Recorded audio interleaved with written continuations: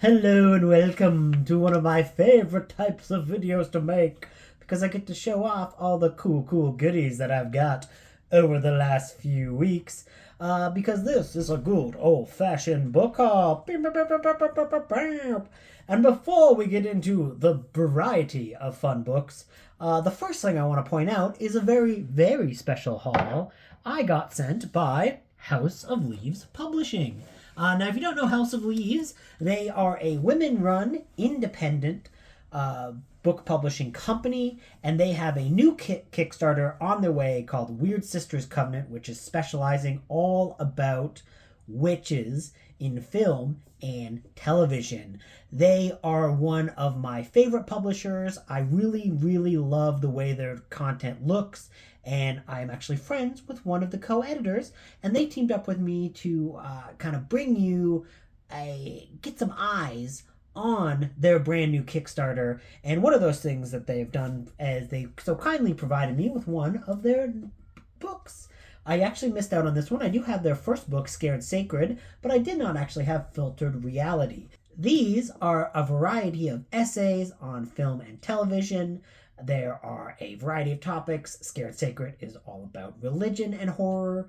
Filtered Reality is all about found footage horror. And their new book, Weird Sisters Covenant, is all about witches. These are really rough times if you're an independent book publisher that is focusing on film and television, and they desperately need your help to make sure that they have all of their funds covered, and that is what the main bulk of the Kickstarter is. And I'm really excited to kind of dive in. I'm going to be reviewing both of their original books in the countdown to the Weird Sisters Covenant, and all of the pledges for that will actually go forward when it ends, which is July 6th. So if you don't have money right now, but you still want to back the project, all of the money will be going out on the 6th when the Kickstarter actually ends. So do not fear. I definitely would recommend it. And I'm excited to dive into this because, like, as you can see, they really do really good content. Like, these are not just your basic run-of-the-mill Amazon publishing, because I don't really like the way Amazon publishes a lot of their independent books. These are, like, really properly bound and have a beautiful style to them and are rich with detail. So yeah, I just wanted to point out that they gave me this polite and wonderful book. And they also gave me some other goodies that I will show briefly. Ooh, print is undead. A beautiful filtered reality candle. Oh, it smells beautiful. Some tea. Some beautiful stickers. And a whole lot more. And yeah, I will be showing that off and diving into that and the other book as we get closer to the date of that Kickstarter ending. But please, get your eyes on it now. So, to get to the main thrust of the book haulingness, I would just like to say there was the big book sale that happens every year in Regina, that happens at the local curling rink. And it's funny because I have some really good hauls here, but not as much from the actual bookstore because all of the eyes that are in the book collecting world in Regina are on this book sale when it goes on. The other thrift stores, they sometimes have really good finds because other people who normally resell or like pick through everything are busy at the sale. So there's a lot of cool stuff that are from the sale, but there's some really cool stuff that was found in the thrift stores. Lucky me. So let's get this started. We have Ultimates. This is a novelization that's about the Marvel Ultimate Universe. Yeah, I don't know. The Ultimates are have some bad writing in the comics, but I've never actually read any of the prose novels, so I'm not sure. Another one that I've never read any of these. Like, I've never read any of the bigger David Sodergren books. So I was happy to find the horror. And David Sodergren books always have this amazing covers. I was amazed to find this in a thrift shop. I'm like, oh, somebody bought this and just gave up the beauty of this book. Two that I could not believe I found. Gildar Rift, which is a Warhammer novel, starring Johan Blackheart, who I recently painted. Ooh, look at my paint job. It's just, I can't believe it. I never find Warhammer books in the public, and I was especially amazed to find Hell's Reach. Oh my god. This is one of my absolute favorite Warhammer novels. It has an amazing audiobook, and it's just a fantastic experience. It's like a 5-star book, and it's really, really fun and solid. It actually has a lot of in-depth character writing to it. So yeah, I never thought I would be able to hold a physical copy of this that was mine. This is sad, but I literally a few weeks back got one from the library just so that I could hold a physical copy of this book because it's one of my favorite Warhammer books. And I was like, I will never find it in the wild to own for myself. So yeah, I did kind of like freak out when I found it. I was like, oh my gosh. Oh my gosh. Now, actually getting into things that I got at that big store sale, a D&D book. Spellfire is just a Skeledragon. I love Skeledragons. They're cool like normal dragons. Ed Greenwood does like a lot of Forgotten Realms stuff. I don't know if I've read any actual Ed Greenwood books. I own a few other Ed Greenwood books, but I've never read any of his other books. That is a Battletech novel. I actually read my very first Battletech novel a few months back, and I actually really liked it. I was like, oh yeah, I actually quite liked it. Saurian. I do own a copy of this. This is the William Scholl book, but I don't think I don't own a old school copy. I was really happy to find it. I've never seen a William Scholl leisure horror book in the wilds in its natural habitat. It's beautiful. It's beautiful. I've only ever seen the reprints. Those books are really good. Saurian was a 5-star book. Like, I really like that book. Cafe Purgatorium. I don't know, just some horror novel. A lot of these are ex-library books, which is like kind of a little bit disappointing because, you know, the sale is like everything's $1. But like if you've ever been to like a library book sale, it's $1 as well. So it's like, I don't know, it's not as big of a deal when you find like a library version. Here's a really strange thing. So this is these are all Legend of the Five Rings novels. I actually read my very first Legends of the Five Rings novel a few weeks ago because I did a arc of it. I got an arc for one of their novels, but I've never read any of the classic or the older school novels. And this is not all of it, but there's a series called The Clan War, Stephen D. Sullivan, and there's this is the 7th. Okay, yeah. So I got the first, I got the second. I've got the 4th, and I've got the 7th. I hope they're good. I don't know anything about them other than, I'll be honest, I do know Stephen D. Sullivan. I mean, he does quite a bit on a podcast I listen to all the time called Monster Kid Radio. I've even been on that podcast a few times. I had no idea that Stephen D. Sullivan wrote some Legends of the Five Rings books. So yeah, definitely gonna read those. That's cool. That's cool. I will be excited to read those. It's weird though that I have like such a very sparse collection of these. I think I will read the first 2 and then decide if I'm going to read the rest or just kind of unhaul it. And oh no, I just got the second scroll got all gunked up. Oh no. Oh no. I gotta be careful with these books. The Legends of the Five Rings, it's like it's set in like a TTRPG, which is like a role-playing game, and it's basically all about set in feudal era Japan, and there is a whole bunch of like Japanese mythology and things like that. I really liked the one I read, so yeah, I hope the others are good. This is one that I was really excited to find. This is a hard one to find. This is a zebra horror movie. It's a zebra horror novel, not a movie. Get over yourself. This is Deadly Nature. What an amazing Skelebear. I love zombie Skelebear and this child who's like, I'm going to die. And I'm like, yeah, good. I'm rooting for the bear. Kid or the bear? Nope, rooting for the bear. Zombie bear. I'm sure this book is not about a zombie bear. That's one of the things about a lot of those old Zebra books. They are not about what they seem. The only Warhammer novel that I actually found at the sale, which is a bit of a bummer. I normally find more. But hey, still, this is The Claws of Chaos by Gav Thorpe. Now, Gav Thorpe wrote a bunch of Warhammer novels, also wrote a bunch of the rule books back in the day.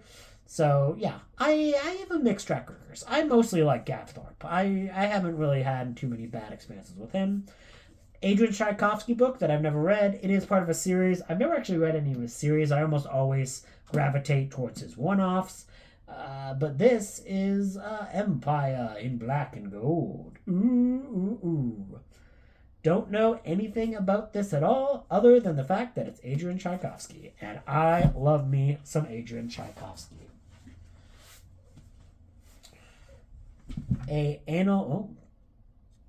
Little girl, can you... No. Hey, Miss Moneypenny, stay away from there. Miss Moneypenny, what are you doing? Can you go up? Can you do the jump? Okay, she's jumped. Okay, how badly did she mess up the... Is it still recording? Apologies for that. Cat interruptions, as usual around here. Another zebra horror book. I want to call them horror movies. I don't know why. That's me today. Wild Violets. This is a beautiful cover on this book. Kind of unlike a lot of the other zebra books because it's a really kind of like a vibrant color on it, and it's like a very pretty looking book. And I really like it. It looks cool. I definitely would have bought this back in the day because that's a cool looking book. A little bit of Kim Newman, Anno Dracula. Never actually read any of these. I started the first one, but I just didn't get too far into it. I got involved in something else, but Johnny Alucard? I mean, yeah, I'm down. Dracula in 70s New York? Awesome. Speaking of vampies, we've got this one. This is a pinnacle horror book. This was beautiful, too. The Hunt. Look at this. I know you never really... Finding vintage horror is always a treat. The Seeding by David Shobin. Again, don't know much about it, but a very pretty looking book. So that was stuff from the first day. And this stuff is all from today. This was at the thrift store, not at the book sale, but still, really fun finds.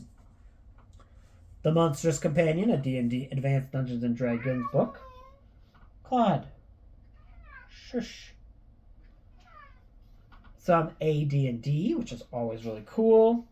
And then also the Player's Handbook and the Dungeon Master's Guide. I do own both of these, but I always pick these up if I find them because I want to see how they compare to my copies and if I can just, get rid of, or maybe I will make it into a competition where I will, a little contest, a little draw, and the winner will get sent my old whatever copies are not the most pristine. This is one of those weird second edition D&D books that are in this like weird format, this weird little bookstore format. This is all about castles. I like a castle. I like castles. Castles are fun. This is a dungeon magazine. This is just a magazine full of dungeons. Like it's literally a magazine full of dungeons to run with your friends. Very text heavy. There are some cool artwork though. Yeah, there's some cool artwork, but anyways. You don't really find many of those old magazines very much. This is just a second edition character sheet creator, but like there's a bunch of blank character sheets. Kind of more for the cover than anything else, to be honest with you. I don't know if I'll get much use out of it, but it's very cool looking. An adventure in Dragonlance. I like the Dragonlance books, so this is cool. Comes with a map, comes with a bunch of elements of the encounter. Has some really fun looking artwork in it. And yeah, I'm excited to read these. I actually read my first adventure module from this time period last vlog when I was going through all of the old Ravenloft books.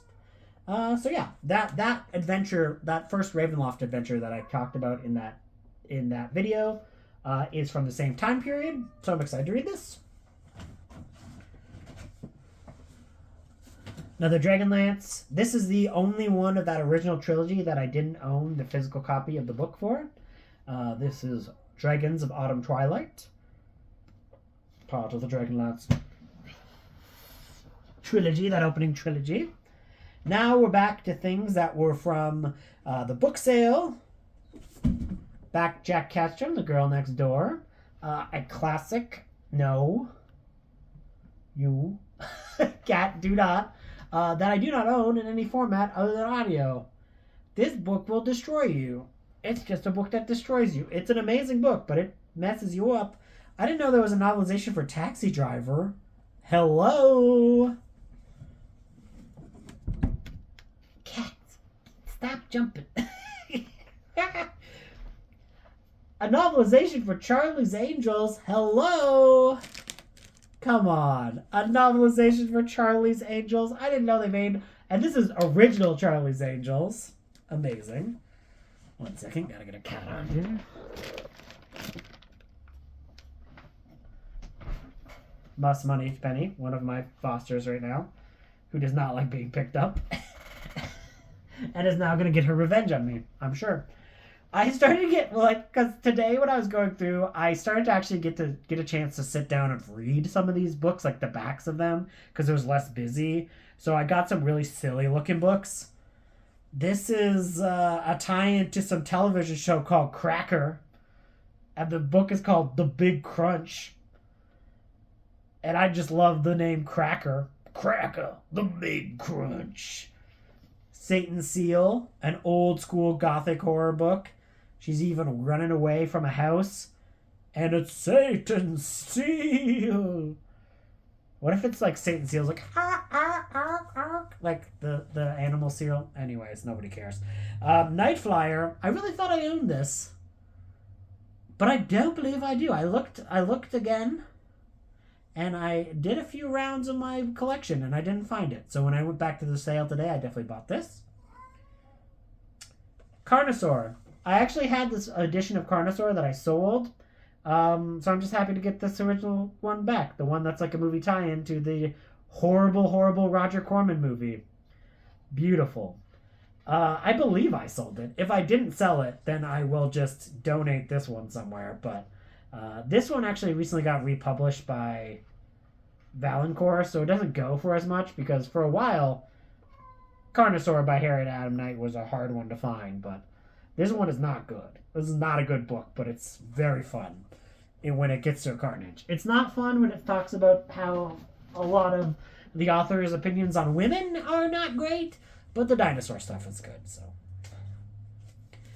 Novelization for Virtuosity.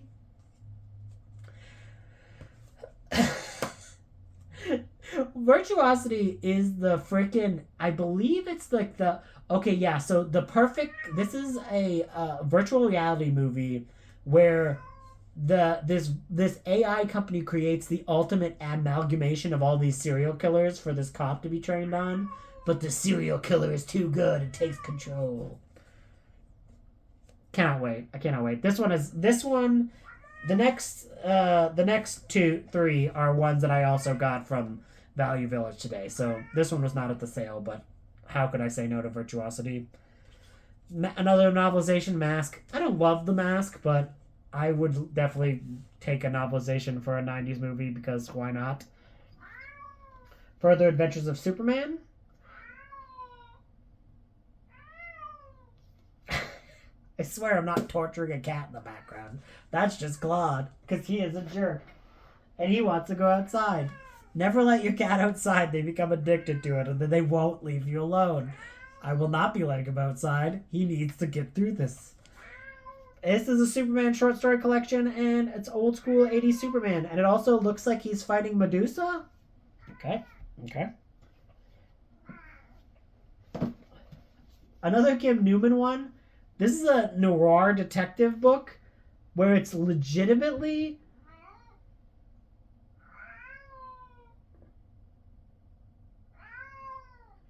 So the back of this says, Hollywood, the late 1930s.